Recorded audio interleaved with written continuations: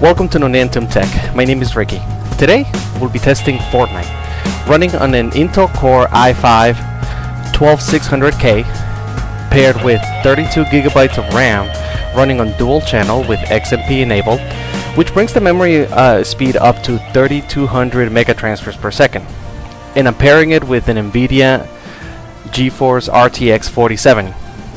And I'm running everything right now. I'm running on 1080p under DirectX 12, and we're gonna bring down the preset to start down to the low preset, and we're gonna work our way up to see how it affects. This system is a 1440p system, but unfortunately I don't have a 1440p display monitor, so I have to test under 1080p. So, moving around the cars, usually the graphic, the FPS tends to drop by quite a bit, and you can see that right now. We're going down to 178, 160. Now, throughout this whole time, we would have still been able to max out 165 hertz display. Gain shields at the train station. All set. Can we get more? Okay. Alright.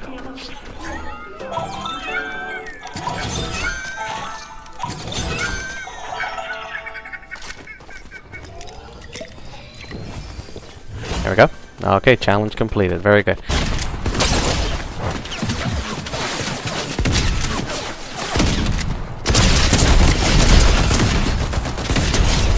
Got him. Okay, very good. But let's go ahead and switch it over to the medium settings and see how that performs. I was seeing close to 230, 245 a little while ago, so I'm expecting this to be better. Yep, still comfortably being able to max out 200 hertz display at medium settings with no problems. Let's go ahead and switch it over to the high preset.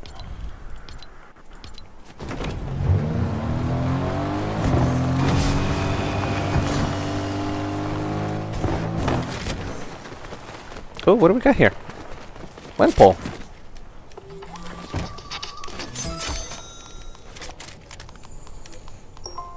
I don't know. Pick up a weapon, aim it, and win, I guess. Oh, thank you. I appreciate that. Let's see. The pig. That's... Okay, cool.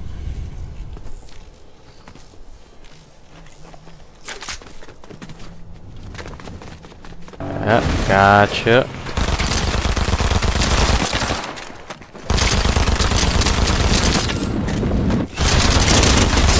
Okay, very good. Let's go ahead and switch over to the epic preset. And lastly, I'm going to move on to the performance settings. I have a very simple overlay that I use on a regular basis, which includes the GPU temperature, the percentage of the GPU allocated to the game. We have the wattage of the GPU being utilized, the CPU temperature, percentage, and wattage as well. And the one in between the two, the mem, that is the GPU's memory being utilized. Now remember, this GPU has 12 gigabytes of VRAM, and throughout this whole match, even on epic settings, we haven't even passed 4,000. So, in case you're curious whether you can play Fortnite with only 4 gigabytes of RAM of VRAM, there you go.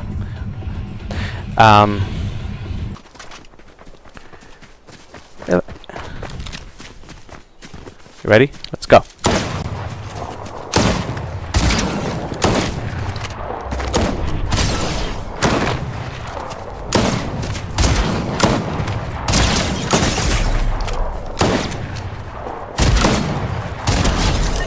Another shot. Good job.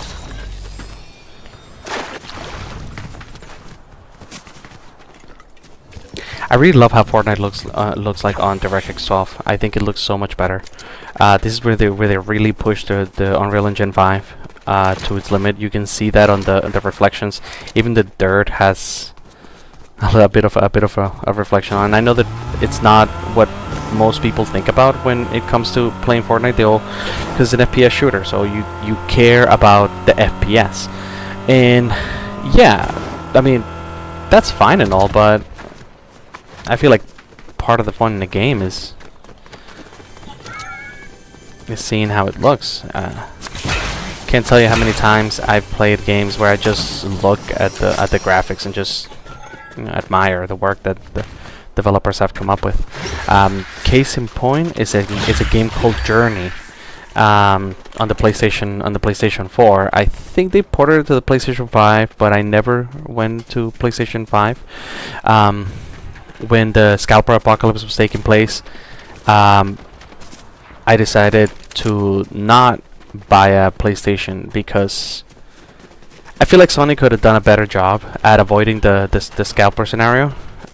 They had all the means, but they, as per usual, too little too late. Oh.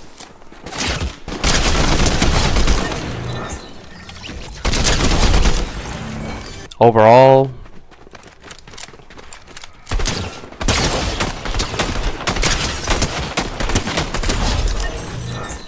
not too bad. And then we can switch to this guy.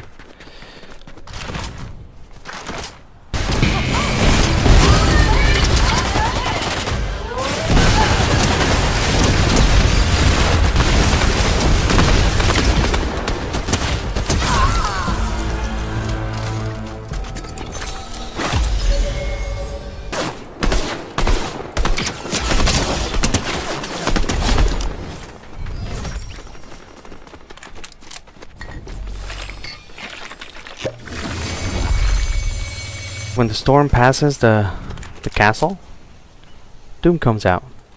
So he seems to be using the energy of the storm to create whatever it is that he's gonna do to the island. What's that? Oh, is that Doom? That is Doom.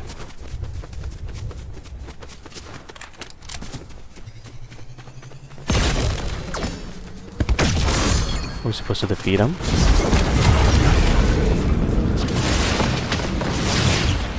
Uh-oh.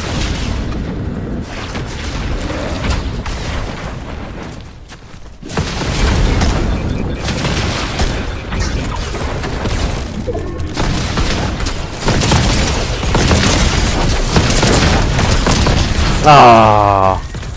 Okay. Well, what we're gonna do is we're gonna switch over to DirectX 11. So, we're starting off on DirectX 11 under the medium preset.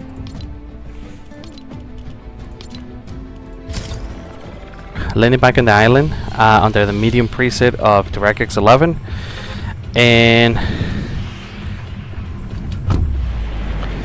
we'll see. Dropping in, I saw that drop down to 18. Wow, that was rough. And you can see that the frame time graph. The frame time graph gives you a visual cue of how the frames are performing. So every one of those spikes where the frame time goes down, those are stutters.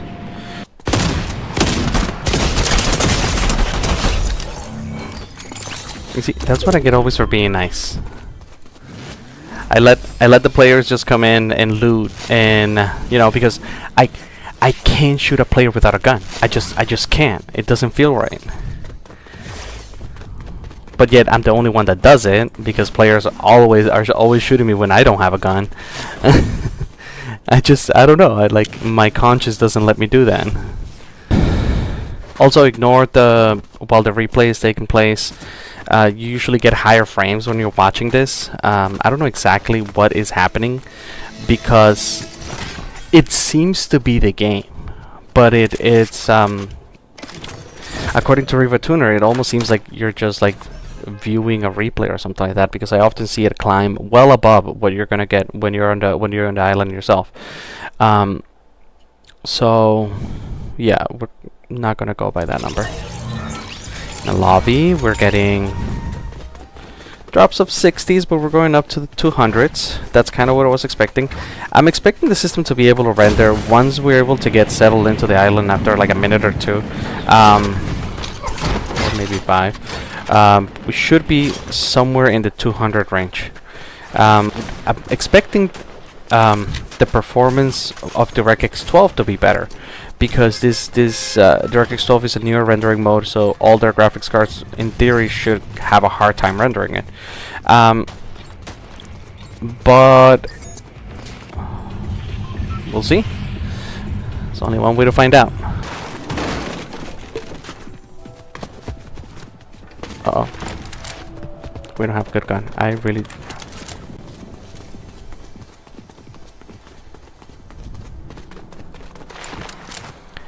I think for the sake of the benchmark run, we need to run away and avoid combat for now for a little while. I just want to see the thank you.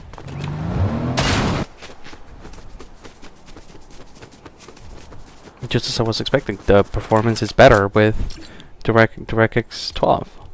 Alright, so let's switch over to the Epic preset. I'm gonna skip right through the high preset, because it's safe to assume that you're gonna get better performance on a system like this on DirectX 12.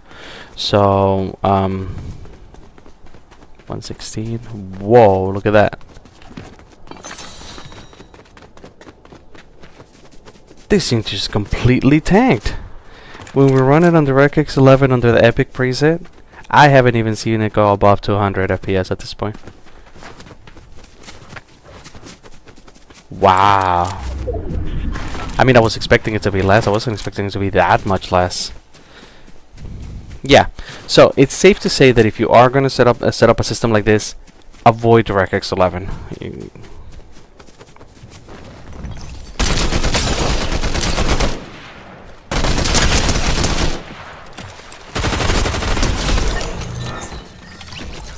Now I don't know exactly what the difference is between the two rendering modes, but I suspect that the system has to render in DirectX 12 and then convert it to DirectX 11. That's the only thing that I can think of that would cause a lower graphical preset to give you lower performance.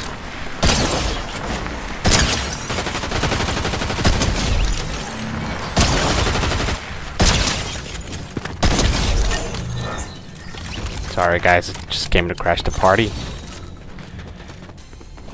Yeah, it's very difficult to get a decent performance in the game while also keeping an eye on the FPS, but I'm trying to make it happen.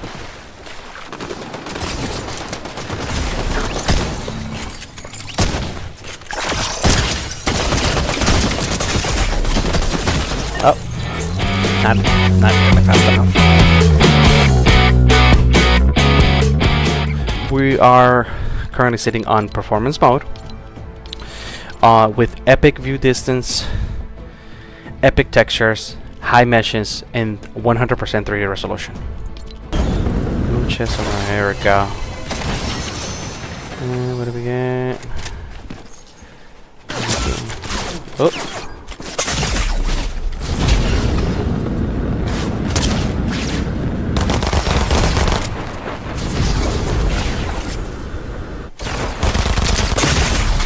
So much for that.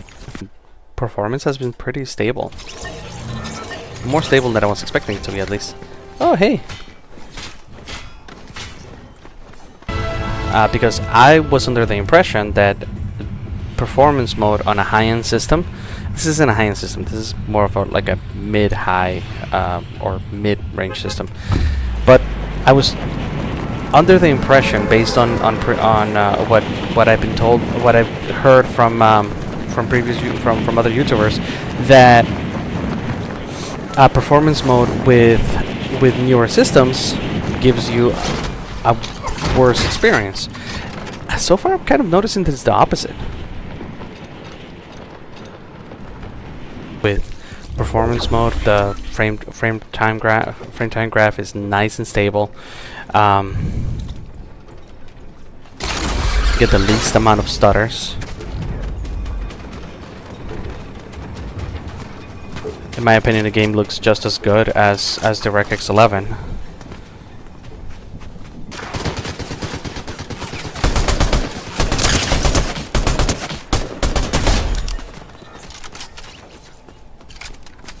Alright, thank you for the loot.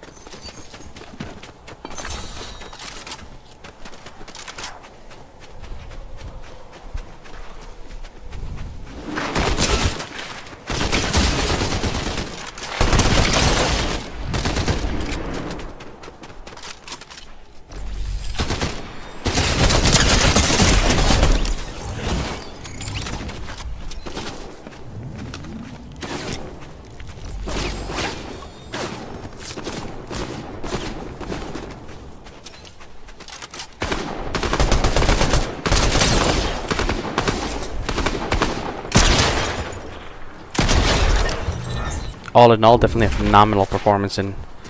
I know it was redundant, but a phenomenal performance in performance mode. Let's see. So this would be the type of system that you can easily put together, be able to get respectable frame rates at easily 165 frames, 165 frames, and still be able to run your OBS or Streamlabs in the background, while having things like your overlays, or if you want to go for like music in the background and things like that.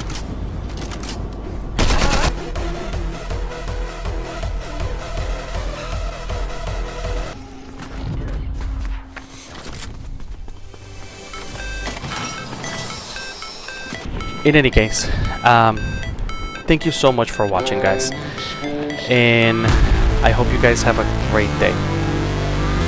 Bye for now.